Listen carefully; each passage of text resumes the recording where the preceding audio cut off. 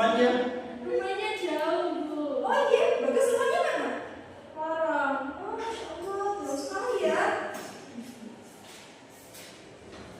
Kasihan ya. Anaknya ngekos atau PP? Ngekos. Oh, ngekos. Kalau ngekos ya, mungkin pulang ke rumahnya ya. Mungkin.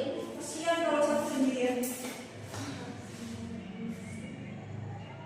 Sudah semuanya. Semoga yang sakit hari ini segera mendapatkan kesembuhan ya nak. Hati-hati ya, ini kan musim hujan. Nanti kalau musim hujan itu biasanya rawan yang namanya sakit, panas, tiba-tiba pilek atau batuk. Jadi kalian mohon untuk menjaga kesehatan. Jangan lupa kalau perlu minum vitamin ya, minum vitamin sama susu. Terus juga kalau dikira imun tubuhnya itu tidak kuat, tolong jangan main hujan-hujanan ya nak. Habis pulang sekolah atau habis les itu langsung pulang ke rumah ya. Tolong dijaga kesehatannya. Oke, kalau begitu apakah hari ini sudah siap untuk memulai pembelajaran? Sudah.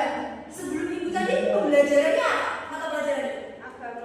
Agama sama apa? Sama matematika. Oh, kalau begitu gimana kalau ibu ajak kalian untuk senam tangan dulu? Oh iya, tadi belum berdoa ya? Belum. Ketua kelas mohon untuk memimpin doa. Siapa ketua kelasnya? Budi, Bu. Ya Budi, silakan untuk memimpin doa Budi. Berdoa menurut kepercayaan masing-masing. Berdoa silakan. Berdoa dapat disebutkan. Semoga Tuhan selalu beserta kita. Amin. Terima kasih ya Budi. Nah, tadi kan ibu bilang mau mengajak kalian untuk senam tangan dulu ya. Tadi kan kalian sebelumnya pelajaran agama, pasti banyak nulisnya. Lagi pelajaran matematika, pasti matematika itu kan menguras energi ya, menguras tenaga, menguras pikiran, nulisnya juga banyak. Ibu mau mengajak kalian untuk senam tangan dulu, untuk meregangkan otot-otot tangan kalian supaya tidak capek ya. Ibu minta tolong untuk mengangkat tangannya terlebih dahulu, semuanya diangkat. Nah, bagus. Sekarang gerakan tangan kalian seperti ini, pelan-pelan. Nah, semakin cepat. Ayo lakukan dengan benar. Ya udah, Bu. Ayo Budi, jangan main-main Budi. Iya. Nah, bagus. Sekarang tirukan ibu seperti ini. Ke depan. Sekarang ke atas. Ke samping kanan. Ke samping kiri. Ulangi lagi, ke depan. Ke atas. Ke samping kanan. Ke samping kiri. Sudah? Sudah mulai menegang otot-ototnya tadi? Sudah? Nah, kalau sudah berarti sudah siap ya untuk menerima pembelajaran dari ibu hari ini. Sudah siap semuanya? Kalau sudah siap, tolong katakan siap untuk kelas 11. 11 4 3. Siap. Siap. Oke. Kalau siap, ibu mulai hari ini pembelajarannya.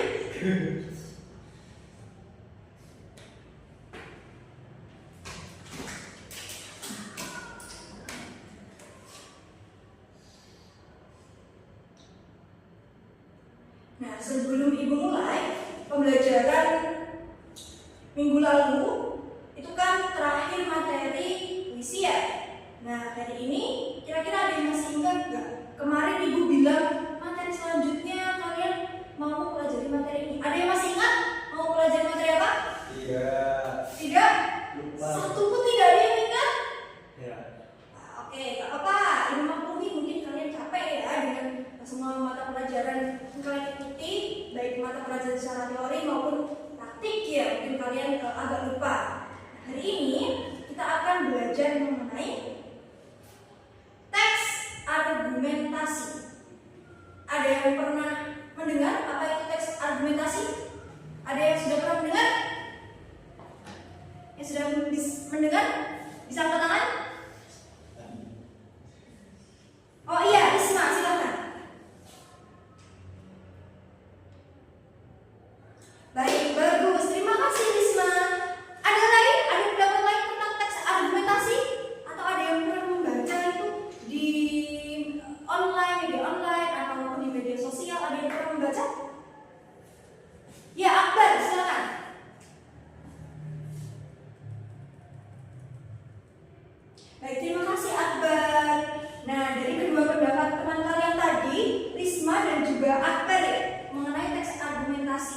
Ibu luruskan sedikit ya tentang apa itu teks argumentasi.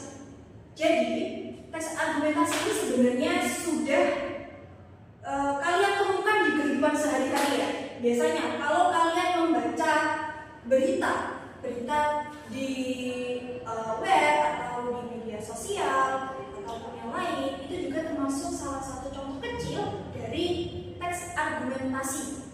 Nah, ataupun ketika kalian membaca suatu wacana di Twitter, di aplikasi X, ada yang main aplikasi X. Nah, banyak sekali kan. Nah, itu ketika ada banyak orang, biasanya ya, saya sendiri juga bermain.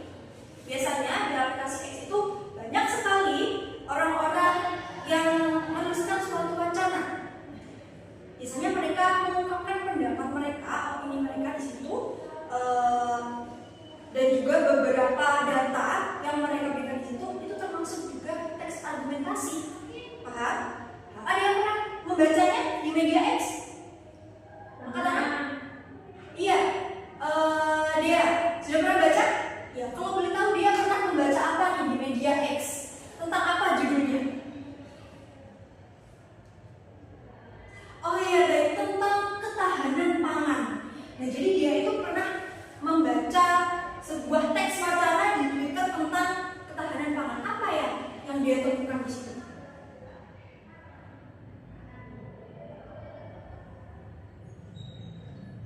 Baik, terima kasih. Jadi dia itu ketika membaca sebuah wacana teks tentang ketahanan pangan, dia menemukan ada beberapa data ya, data-data yang diberikan di situ. Kemudian juga ada pendapat pribadi dari penulisnya.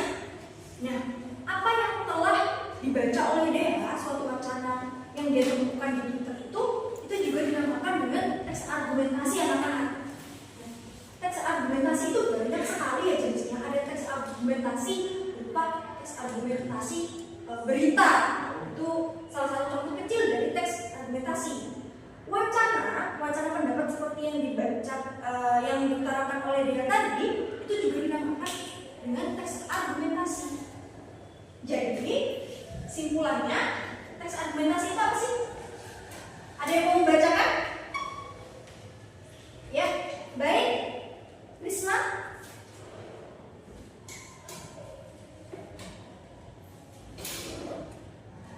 Ya, terima kasih Risma. Jadi, teks argumentasi itu adalah teks yang memuat pendapat penulis dengan didukung oleh alasan dan bukti yang faktual. Faktual itu apa sih? Faktual itu fakta terkini. Jadi, seseorang itu biasanya menuliskan pendapat pribadinya. Tapi pendapat pribadi itu harus disertai juga dengan yang namanya data. Data itu kan sudah pasti fakta ya, sudah pasti benar-benar terjadi. Kalau pendapat pribadi itu biasanya belum tentu terjadi. Nah, oleh karena itu, penulis itu ketika menuliskan sebuah teks argumentasi itu harus berdasarkan data yang ada. Agar apa? Agar apa yang dituliskan itu tidak mengandung hoax atau berita yang tidak benar. Tujuan dari ditulisnya teks argumentasi itu apa sih? Yang pertama, meyakinkan dan mempengaruhi pembaca. Nah, selain teks argumentasi itu biasanya bersifat informasional untuk memberikan wawasan kepada pembacanya, teks argumentasi itu juga untuk meyakinkan dan mempengaruhi pembacanya. Meyakinkan dan mempengaruhi pembaca itu boleh dikatakan pembaca itu bisa pro ataupun kontra dengan tulisan tersebut. Jadi ketika biasanya seseorang itu membaca suatu wacana atau membaca berita, itu orang tersebut akan merasa teryakini dengan informasi yang disampaikan oleh penulisnya, yang didukung oleh data yang ada dan juga opini atau pendapat pribadi dari penulis itu sendiri. Lalu tujuan yang kedua adalah untuk mengungkapkan opini penulis terhadap suatu permasalahan. Jadi ketika seorang penulis itu mengangkat suatu permasalahan ya, itu biasanya permasalahan yang sedang baru-baru ini terjadi ya. Mereka akan menuliskannya berdasarkan hal-hal yang benar-benar terjadi, yaitu data yang ada. Data itu biasanya diajukan seperti tanggal, hari terjadinya, kemudian tempatnya di mana, kemudian juga bisa didukung dengan namanya angka atau presentasi. Nah, kemudian berdasarkan data-data tersebut, penulis memberikan opini pribadinya mengenai suatu permasalahan tersebut. Pembaca bisa loh untuk kontra ataupun pro. Kalian tahu apa itu kontra dan pro?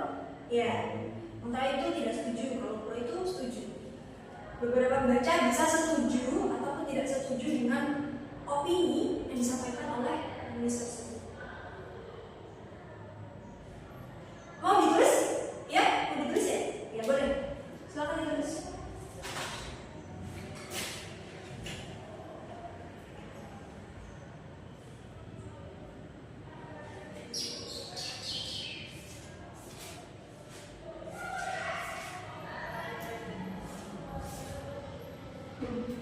Sudah? Sudah tulisnya? Sudah? Ada yang belum? Sudah semuanya? Kalau sudah, dilanjut ya.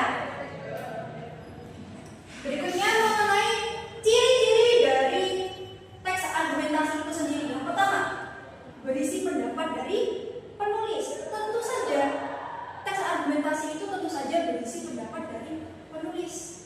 Karena apa? Suatu wacana yang diberikan oleh seseorang atau argumentasi itu, kata-katanya itu berisi pendapat dari penulis itu pribadi.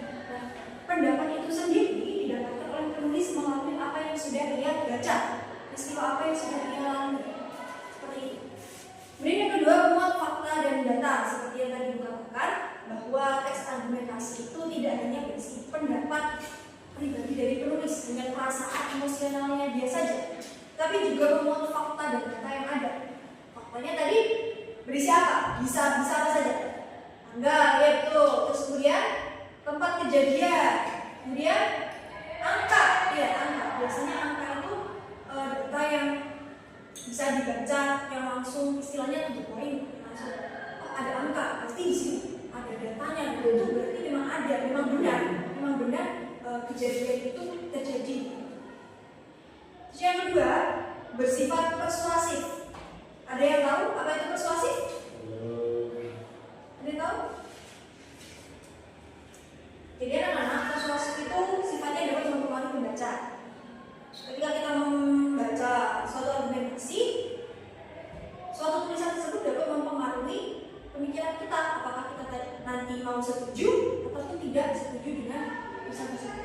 Atau bisa juga ketika kita pro, setuju dengan tulisan tersebut juga bisa saja mengajak kita, meyakinkan kita untuk melakukan suatu hal. Itu bersifat persuasif. Kemudian menggunakan bahasa yang meditatif. Nah, di kemarin kan waktu puisi kan kita sudah bisa membedakan ya apa itu makna meditatif dan juga konotatif. Kalau meditatif itu makna, ya makna yang sebenarnya. Kemudian yang terakhir, ada mengungkapkan informasi berupa analisis data yang logis. Jadi, fakta dan data yang telah disampaikan, dituliskan oleh penulis tadi, itu dianalisis, kemudian dicampurkan dengan pendapat dari penulis. Dan analisisnya ini juga harus bersifat logis, tidak boleh bias, tidak boleh hanya mementingkan perasaan dari penulis tersebut. Jadi ketika seseorang itu menulis teks argumentasi ya, itu kalian tidak boleh menggunakan perasaan emosional kalian. Misalnya kalian menulis teks tentang sesuatu yang itu akan menimbulkan banyak pro kontra. Kemudian kalian condongnya kok ke pro atau setuju, itu tidak boleh tidak boleh menunjukkan kalau kalian itu sangat setuju sekali atau sangat tidak setuju sekali. Jadi analisisnya itu harus logis ya. Ya, mau ditulis? Ya, boleh.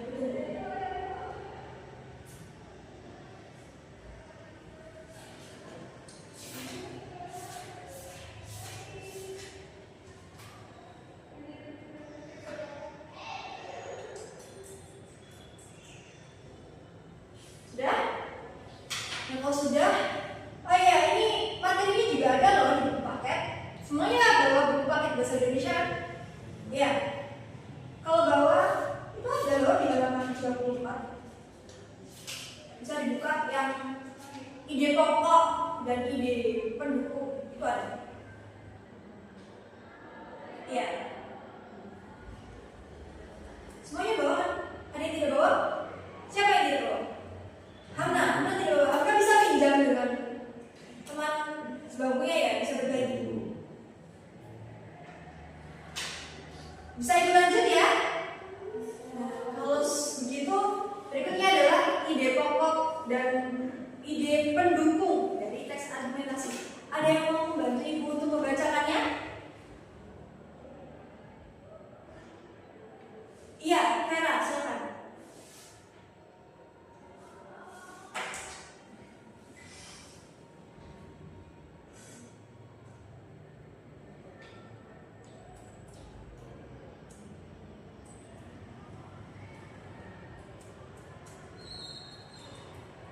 Terima kasih ya Vera. Nah, dalam suatu teks argumentasi itu ada namanya ide pokok dan ide pendukung. Apa sih ide pokok dan ide pendukung itu? Ide pokok itu adalah rancangan pokok yang tersusun di dalam pikiran, gagasan ataupun merupakan suatu pikiran utama dari sebuah paragraf. Nah, biasanya ide pokok itu ada di setiap paragraf dan di setiap paragraf itu hanya memuat satu ide pokok saja.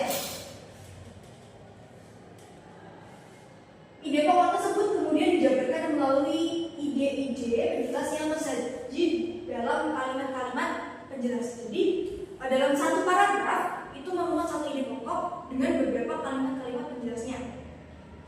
Di sini, Ibu akan menjelaskan ada dua ide pokok.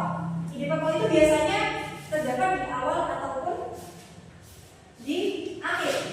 Kalau di awal itu namanya kalimat deduksi, bisa ditulis.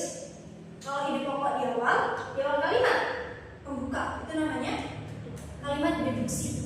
Kalau terletaknya di akhir itu namanya kalimat induksi. Ya, diingat-ingat ya.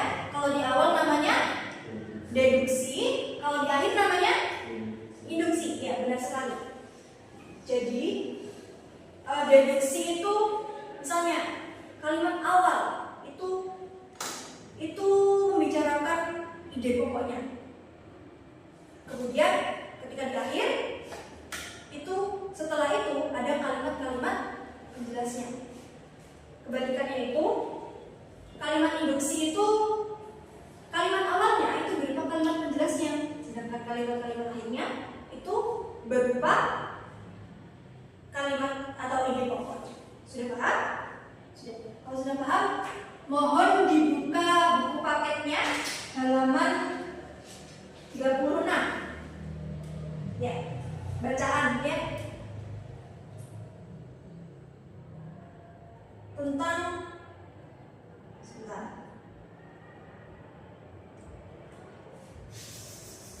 ketahanan pangan ya.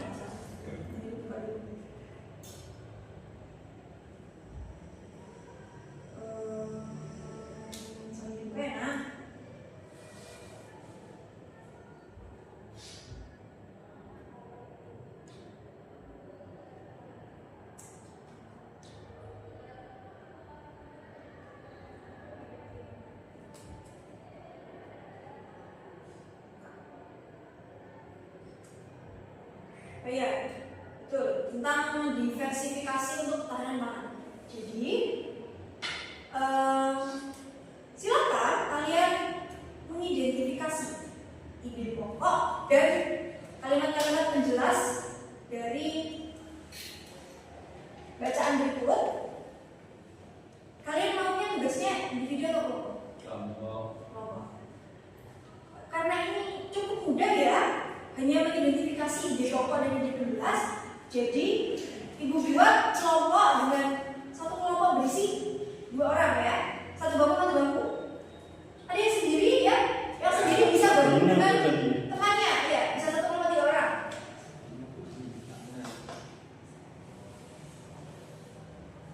Sudah paham? Nah, silakan kalian untuk mengidentifikasi ide pokok dan juga ide kalimat-kalimat penjelas atau ide pendukung dari bacaan berjudul diversifikasi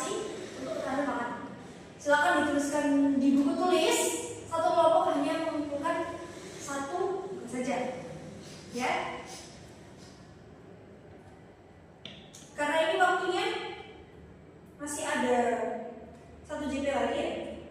40 menit. Apakah hari ini bisa selesai? Bisa ya? Bisa. Ya. Kalau nanti sekiranya sampai jam bahasa Indonesia berakhir belum selesai, mohon nanti ketua kelas ya dikumpulkan di meja ibu ya. Ya. Bisa untuk berdiskusi dengan teman satu kelompoknya.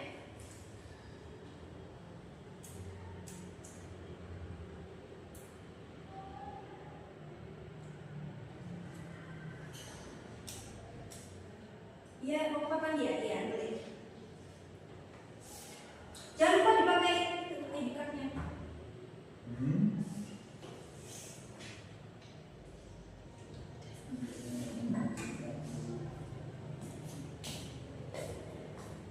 Ada yang kesulitan? Iya. Di buku tulis saja ya, jangan di lembaran. Nanti kalau di lembaran takutnya hilang. Terus kalian besok-besok kalau belajarnya jadi susah. Di buku aja nggak apa.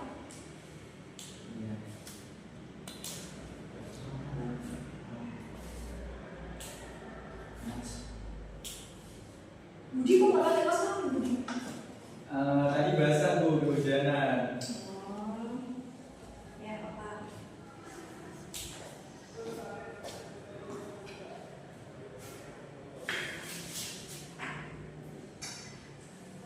Sudah semuanya nak? Ada yang belum? Sudah. Berapa kelompok yang belum? Angkat tangan. Oke, karena jamnya sudah berakhir ya. Setelah ini apa mata pelajarannya? Matematika. IPA ya? Ya, apa-apa, tidak apa-apa.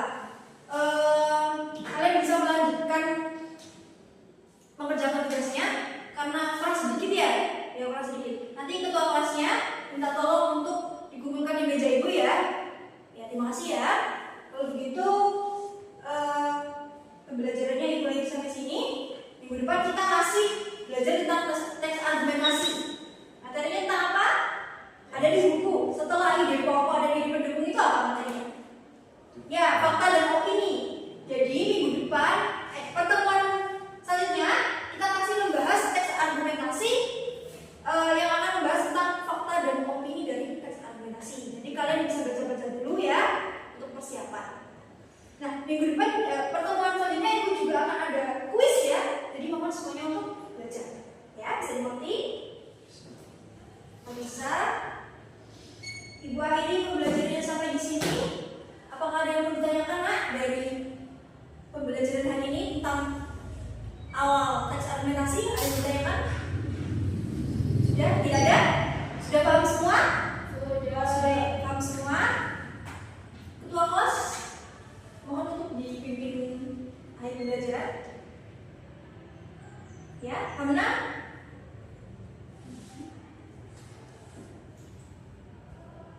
Ya, terima kasih Hamna. Nah, Ibu akhiri sampai di sini Anda pembelajarannya. Semoga apa yang kita pelajari hari ini dapat memberikan kalian tambahan wawasan dan ilmu pengetahuan ya. Ibu akhiri, Ibu minta maaf jikalau ada kesalahan ataupun tutur kata dan tingkah laku Ibu yang kurang berkenan dari kalian. Selamat belajar untuk mata pelajaran selanjutnya dan tetap semangat untuk menjalani hari ini. Wassalamualaikum warahmatullahi wabarakatuh.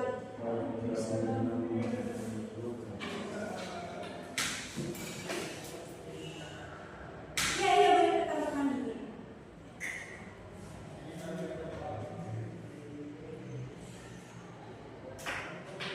Oh, tentang bulan bahasa ya?